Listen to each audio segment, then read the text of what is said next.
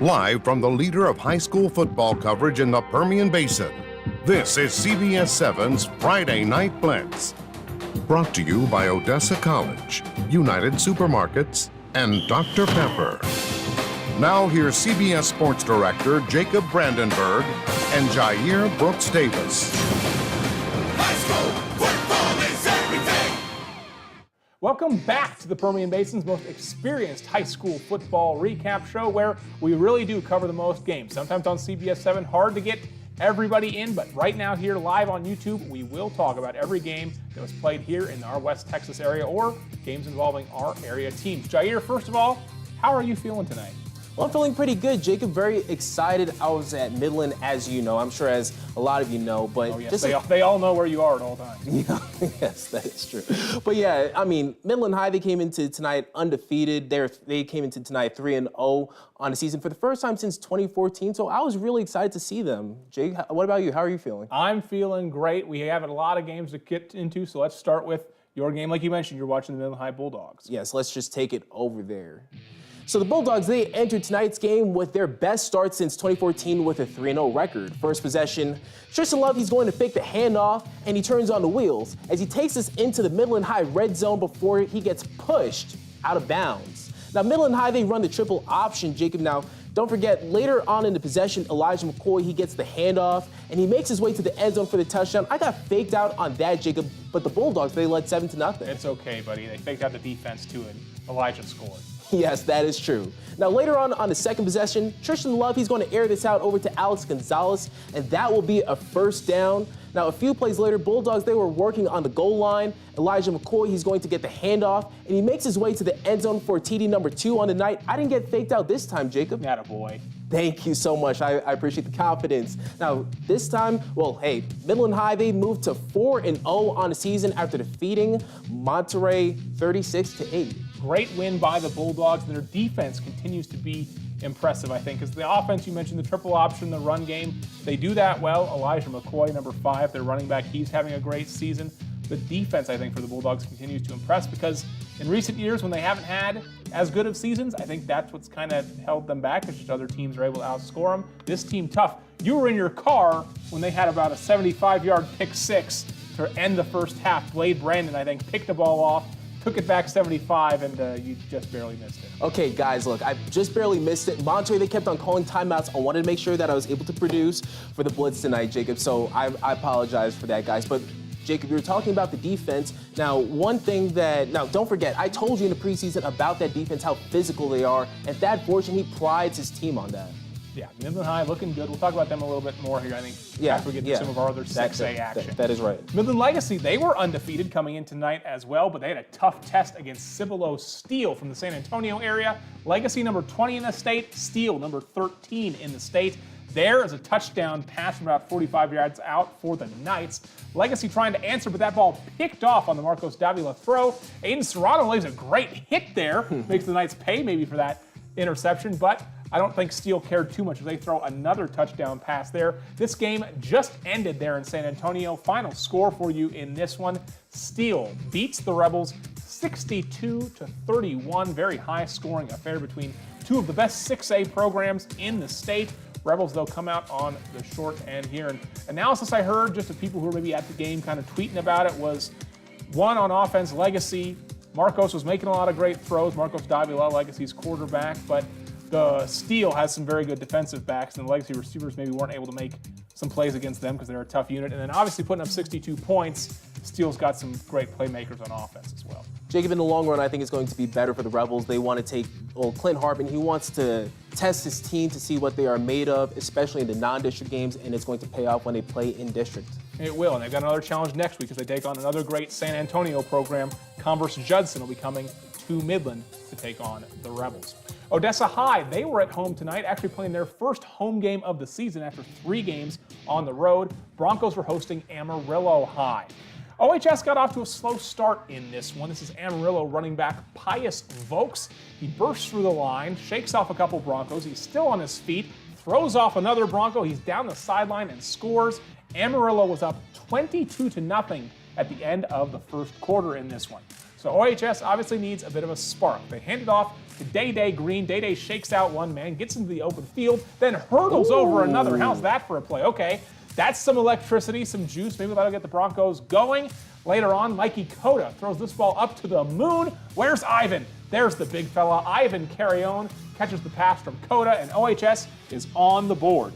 About a minute left in the half now. OHS trying to make it just a one-score game. They battle back into this thing. Cota going to scramble out of the pocket. He gets hit and loses the football. OHS not able to hop on it. Amarillo unable to pick it up. Eventually they fall on that ball. So Amarillo was up 22-7 at halftime. Check out the final score though. Odessa High battles back and wins this one 36-35. And Jair, OHS moved the ball pretty well in the first half. They got things going, but twice they got stopped at the goal line or near the goal line. They got a fourth down stop where they had to turn it over on downs from the half-inch line.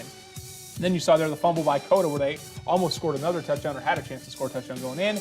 Offense kept clicking, and the Broncos get the job done in the second half, winning this one 36-35.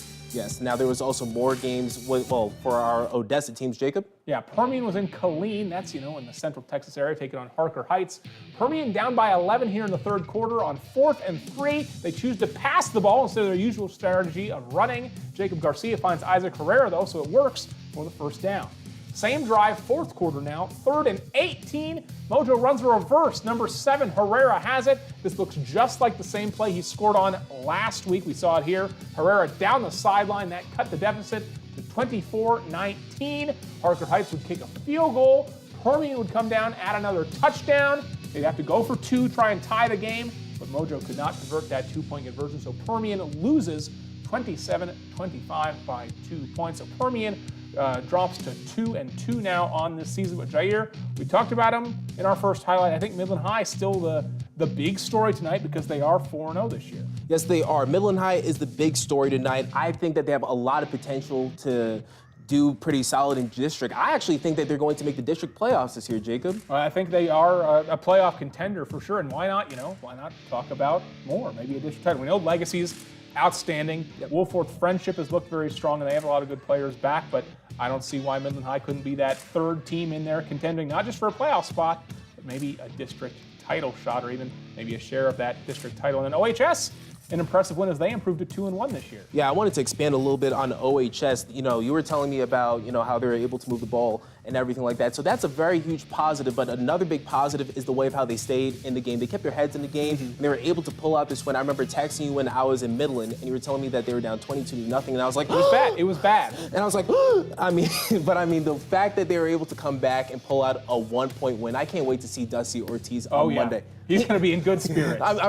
Dusty, if you're watching this, man, I hope you come in doing backflips and everything like that. I'll do a backflip with you. And also, as for Permian, they went up against a very tough team in Harker Heights. I don't exactly remember what happened last season. Do you remember? Last year, Permian won that game by 1 point. It was a lot like the game they played tonight, where Permian had to come back in the fourth quarter, scored with 16 seconds left, won that game by a point. Here, Permian's fourth quarter comeback falls just short as they lose by 2 points. Now, also, I will be talking to Jeff Ellison. So, look, especially after how they started off the season and how they pulled 2 wins in a row and how they were down again tonight and how they pulled to within 2, they lost. But also, that's also some positive, even though there's a negative, Jake. But it could all play off. It's all going to pay off probably when they all hit district. And one more thought about Midland High, because they've been playing, you saw him in your highlight, Tristan Love, a sophomore quarterback who's filling in for Stroman Bridges, who's their junior quarterback who got hurt in their scrimmage a few days before the regular season started. They're hoping maybe Stroman could be back by district play. Actually, one more thing before we move on, Jacob. Now, I actually spoke to Stroman before the game today. We have inside info, folks.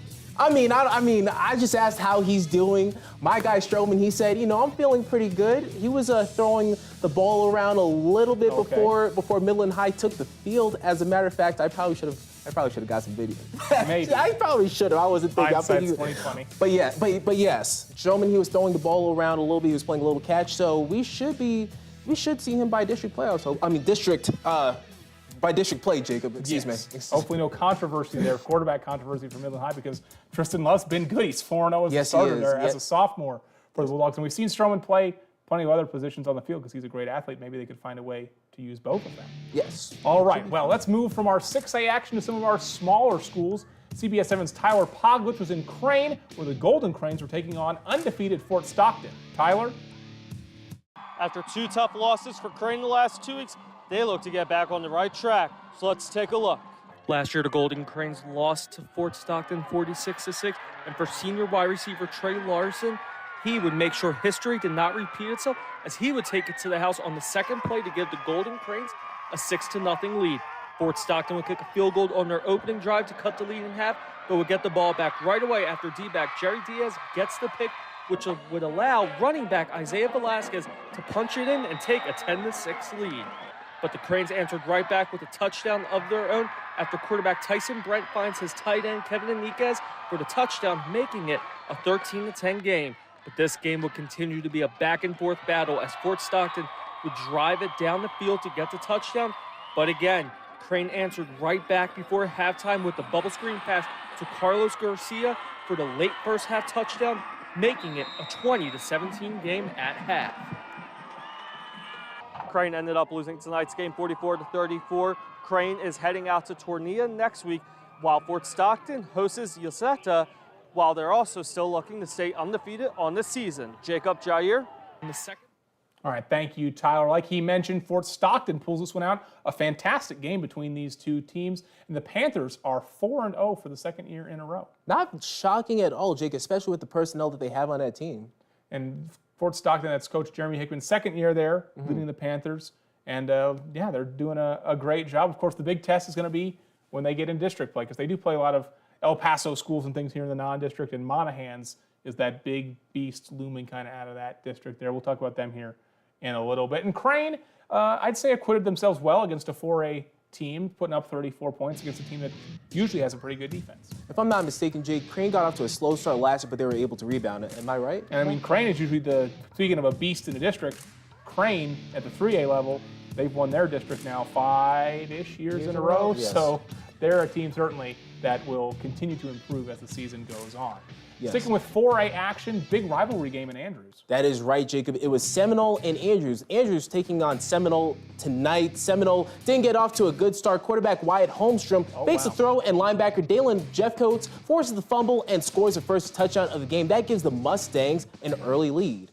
Great start for Andrews, but their luck was about to change. Holmstrom drives it down the field and launches it to his receiver, Logan McCormick, who ties the game at 6 as both teams missed the extra point. But that wouldn't matter for Seminole, as Mustang Aiden Olivas, he has the ball, but he fumbles it, and the Indians defensive back David Rosales scoops it up and gives Seminole the lead. The Indians defense takes one back after Andrews scored off of a turnover. Now, then towards the end of the second quarter, that connection between Holmstrom and McCormick continued to be a problem for the Mustang defensive backs. McCormick tiptoes into the end zone to extend the lead for the Indians. Now later in the game, Braden Gonzalez squeezes in with 4 seconds left to give Seminole a comfortable 3-score lead by halftime. And just checking out the final score to this game, it was Seminole that got the win 34-26. So you mentioned Seminole was up big at the half, but Andrews battled back some. Seminole, though, stays undefeated this year, 4-0, as they beat their rival, the Andrews Mustangs. Sweetwater, they were in Big Spring. Big Spring loses this one, 55-30. Sweetwater, another one of those teams that is undefeated, just outside of our coverage area. Big Spring, been a bit of a slow start for them, to be honest. I thought they had a lot of talent returning. Their whole offense basically came back, and 30 points, nothing to sneeze at, but you got to stop other teams from scoring 55 if you want to win football games. That is 1,000% true, Jake. You can score 30 points, but if you give up 31 by the end of 4 quarters, then you still get the loss. That's correct. Yes, obviously, yeah. Sticking with some local action, Greenwood was playing at home tonight against Shallow Water. Both of these teams came in 0-3. Unfortunately, it is Greenwood that leaves 0-4 as Shallow Water wins this one 38-28. We're still rooting for the Rangers, hoping that we see them get their first win of the season soon. Monahans, we were telling you about it, kind of teasing toward it. The Lobos continue to look good. 43-22. They go on the road and beat Snyder. Monahans has scored over 40 points in all 4 of its games so far this year, as the Lobos remain 4-0. The legend of Chino Navarrete just continues to grow, Jacob. It does. He's a fantastic player, you're right, and he does continue to show what he can do and continue to lead this Monahan's offense. Yes, now, speaking of Monahan's, their district rival, we had Stanton and Pecos face off for... Here's tonight's Band of the Week, brought to you by Midland College. And we had Stanton and Pecos face off for Band of the Week. Let's just see who won. Pecos won 2,697 to Stanton's 1,575.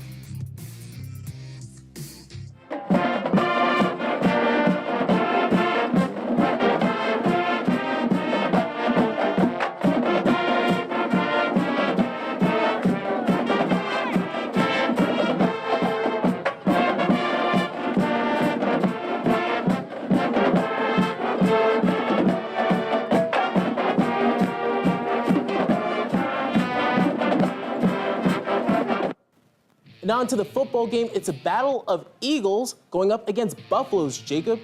Now, first drive, Pecos quarterback Cole Salgado looking for a target, and he connects with his receiver Jonathan Sandoval to put his team in scoring position. Now on the very next play, Sandoval gets the handoff before making his way to the end zone for the touchdown. So hey, that puts Pecos up. A lot of confidence going on in this game, very low scoring to begin. And I was gonna say, don't adjust your TV set. The field actually is purple and gray there in Pecos. That is true, Jake. Now, Stan's Jake Benedict, he was not able to get a target, and it was Pecos football. Pecos, they were able to score a touchdown, but Jacob, here's a spoiler for you.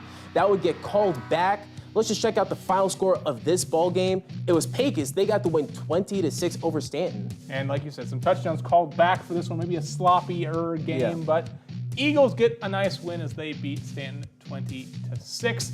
CBS 7's Armando Gomez was at this game, and he's got a little post-game recap for us. Armando. Williamson, thank you for this win. I know you got the win here tonight. What does this mean for you guys going forward tonight? I mean, anytime you get a win, it's awesome, but it makes it really special when you think about homecoming. And a lot of people came back to Pecos today, and homecoming and Friday Night Lights, and you can bring the fans a win. It's a great thing for us. Now, Johnny Morales scored 2 touchdowns tonight. He has 7 total touchdowns this season, leading the team in total touchdowns. What does he mean for this team? I mean, he's one of our senior leaders, and he was a big part of our stuff last year, and he's grown with the offense, and you see it. I mean, he's doing a really good job of finding those holes that maybe this time last year he wasn't seeing all the way, and then he plays defense too. So he's definitely one of our leaders, and we love that he's on our team. Thank you, sir. That's all I got, Coach. Congratulations on the win. Thank you very much for coming out here and enjoying our homecoming game. Thank you, sir. All right, Jair, Jacob, back to you guys. Thank you, Armando, and thank you, Coach Williams. Here we go out to New Mexico. Jal hosting Kermit. These towns only about 20 miles apart. Kermit here going to strike first. This is their running back, Devontae Dawson, scoring and then waving to the camera. That's very nice. Hi, Devontae. Hi, Mom. Jal would answer back, though. Ito Arroyo getting around the edge to score a touchdown for Jal as they equalize this thing. Kermit, their turn. Jaden Bejarano, former CBS 7 Player of the Week, dives across the goal line for another Kermit touchdown, but not to be denied. Jal, who won the 2A state championship in New Mexico last year, they punched this one in. Daniel Ornelas. And this game started later than our time because it was on the Mountain Time Zone, so 7 p.m. their time, 8 p.m. our time. It's still going on right now in the fourth quarter. Last update, we have Kermit leading this one by a single point in the fourth quarter over Jal. Fantastic game, 43-42. CBS 7's Jensen Young is live out there at that game. Let's go out to Jensen now to hear kind of the latest on what's going on in Jal. Hey guys, you guys are joining me at a great time, and just minutes ago, Jal was leading 42-35, and now just before you guys came to me, Kermit scored and got a 2-point conversion. They now lead by 1. This place has been going crazy all night. The teams are going back and forth, and so are the fans in the stands. They were just going back and forth, yelling Yellow Jackets, followed up by the Jal fans yelling Panthers. It's a great game right now, and it's living up to all the expectations I have. I don't know where it's going to go. We have 1:38 left. Kermit still leads by 1, so I'll toss it back to you guys for now, and I'll keep you updated with what I've got. And in more games taking place tonight, Jacob, it was Forsan going up against McCamey. Now watch this, Grant Roman, he gets the handoff, and he practically has the parted seat in front of him. As he's left untouched, he makes his way to the end zone for the touchdown. Forsan, they took a 6-0 lead. Now, McCamey, they were looking to respond. Landon Urias, he's able to get the reception, but that Forsan defense is able to smother him right afterward. Now, McCamey, they were working in the red zone. Grant Glidewell, he's looking for a target on this play. He's searching. He finds Joe Torn in the end zone with the reception. That gets McCamey back in this game. Now, how will Forsan come back? Quarterback Nicholas Holloway, he's looking for a target, and he goes downfield to Kevin Kligora for the touchdown. That's another touchdown, that is. It was Forsan. They were able to get the win over McCamey, 41-21. After losing the Howard County Bowl first game of the year, Forsan's rattled off 3 wins in a row. They're playing good football now. Yes, they are, Jake. I mean, if I were, I'm blanking on head coach's name right now. Jason Phillips. If I'm Jason Phillips right now, I'm very happy with my team, especially with what they were able to show against the McCamey Badgers. You know, Nick Kligora, you saw the running back catch a pass there for a touchdown. Oh, He's yeah.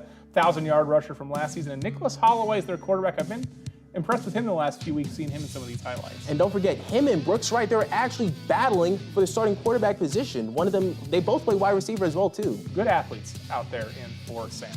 All right, some 2A or some more 2A action, I should say. Reagan County taking on Ira, and Reagan County wins 22-14, and the Owls kind of follow a similar pattern, I guess you could say, as Forsan, where they lost week 1, but now 3 wins in a row for Reagan County. Reagan County, they're actually impressing me this season, Jake. Even in their loss, from what I remember, they are very competitive. So it's going to be fun to see what they can do in district play this year. For sure. Alpine, they were on the road tonight at Sonora. Very tough matchup. Sonora, the number 10 team in the state for 2A Division I. Sonora wins this one over the Bucks 45-18. Alpine will take on Odessa Compass Academy here in Odessa next week. Coahoma, they're a team that's really shown they can score this year. No exception tonight as the Bulldogs put up 48 and beat Colorado City 48-20. Yes, that is right, Jacob, especially with Bailey Bailey on that team. Billy Bailey's very good. Boyd Cox, the quarterback, is very good. Austin Perkins is a guy who almost won CBS 7 Player of the Week, won some State Player of the Week honors as well. So again, kind of similar to Forsan, who they played that first game. A lot of great athletes on that team. That is true, Jake. Now, in more games, Wink took on Sundown tonight, and it was the Wink Wildcats that got the win 28-8. Wink kind of had a surprising loss last week against Alpine, 19-18. That was their first loss of the season.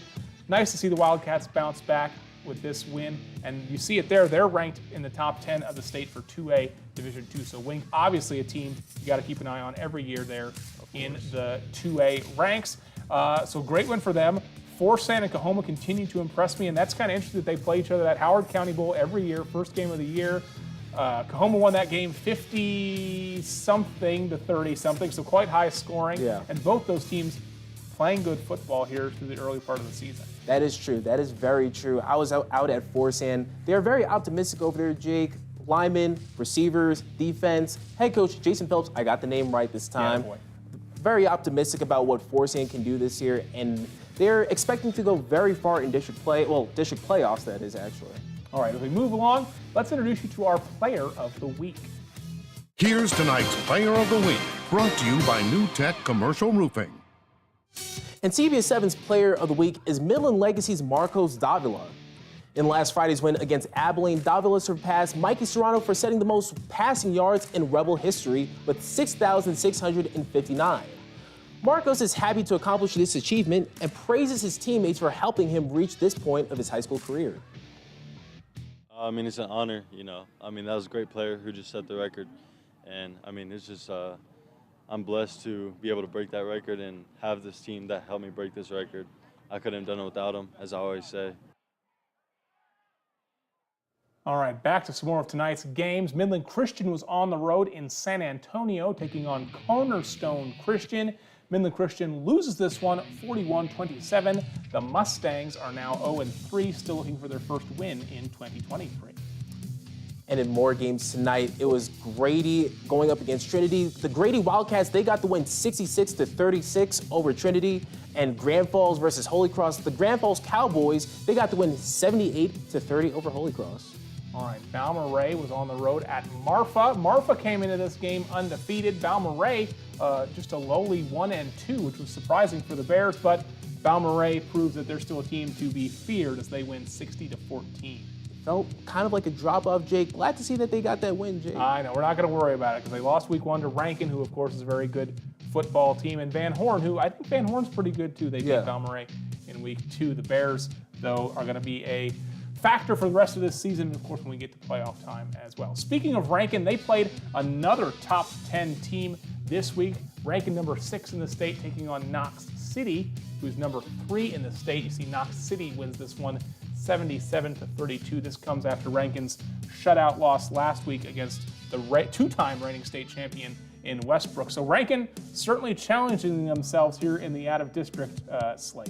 Very tough one to go from shutting out a team, holding them to 0 points, then giving up 77 the following week. Well, no, Rankin was shut out last week. Oh, Rankin was shut out. Oh, my God. Was part of the shocker there because, oh my gosh, as great as Westbrook is, it was surprising to see Rankin lose a game like that, 55-0. Oh, yes. So I sincerely apologize for that. But hey, it's a confidence booster to put up 32 points after getting shut out, Jake. That's probably a good point. And of course, Rankin, like Balmoral, going to be a team that is going to be in there in the playoffs. Our area is so tough for 6-man football. It seems all the great 6-man football teams are kind of out here in this West Texas region, whether that's a Balmoral, a Westbrook, a Rankin. Garden City, usually one of those top 10 type of teams. This year, Bearcats still figuring some things out, but they've played, I think, three of their first 4 opponents have been top 10 teams as well. Kind of like number 8 May tonight, who just edges out the Bearcats 49-30.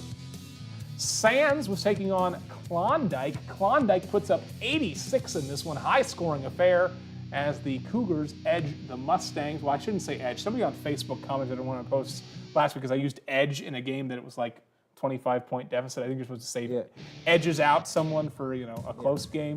30 points is not an edging. 30 points is something else. 86-56, Klondike beats Sands. Imperial Buena Vista, they beat Sierra Blanca 64-34. Or 33, excuse me. Yes. And Jair, we've come to the end of our time here on YouTube. Guys, have we gotten any comments? I don't have the YouTube pulled up here to look at it. Nobody's got it pulled up, but Jow just scored is what we're hearing in our ears. So now Jow is in the lead over Kermit would be that. Do we have to stay on air for the final 33 seconds of that game? Can we go back to Jensen? Okay, if Jensen's live, I'd like to go back to Jensen and just see that if we have him on comms. Okay, let's go out to Jensen. They're live in Jow, New Mexico, where it's a wild game between Jow and Kermit. Guys, Jow just scored. It was 43 Kermit, 42 for Jow, and they just scored. It was one of the most hard-fought final drives. Oh, it's not the final drive. There's 33 seconds left in the game, but they just scored a 2-point conversion, so now Jow leads by 7 points. It's 50-43 with 33 seconds left. Technically still anyone's game, but not a lot of time for the Yellow Jackets to make anything happen. I'll let you guys know if I have anything else, but for now, back to the studio. Thanks, Jensen. I don't know if we'll go back to you. We're kind of running out of time here. We maybe could just stay out there in New Mexico with him. In my 6 years here covering football here in the Midland, Odessa, Permian Basin area, we haven't covered any New Mexico teams, but I figured with Kermit crossing over the border tonight, those towns separated by only about 20 miles or so, why not send someone out to Jow? And clearly Jensen's getting his money's worth with a fantastic game out there. We'll have the score on Facebook. Good idea there from our producers in our ear telling us that game. As it continues to go on, we'll try to update you on social media and let you know what happens in that one. We want to thank Jersey Girl Pizza again here in Odessa. They feed our Friday night crew every Friday, so we appreciate them. Jair, before we go, any closing thoughts? Kermit keeping up with Jow. I mean, and Jow just won the district championship last year. State championship last year. Pretty good, pretty convincing to be a Kermit Yellow Jacket fan. It gives you a sense of kind of like what a Texas 3A school looks like versus a New Mexico, a very good New Mexico 2A school. So that's another reason why that was such an interesting game and why we wanted to give it some extra attention here on the CBS 7 Friday Night Blitz. Well, we appreciate all of you for watching along with us here on YouTube. If you haven't subscribed already, subscribe, because then you get a little notification anytime that we do one of these live, so you won't miss the show at all. You probably don't even have to worry about scanning the QR code every week, but we do appreciate that as well. We thank you very much for watching, and we'll see you back here next Friday for more of the CBS 7 Friday Night Blitz.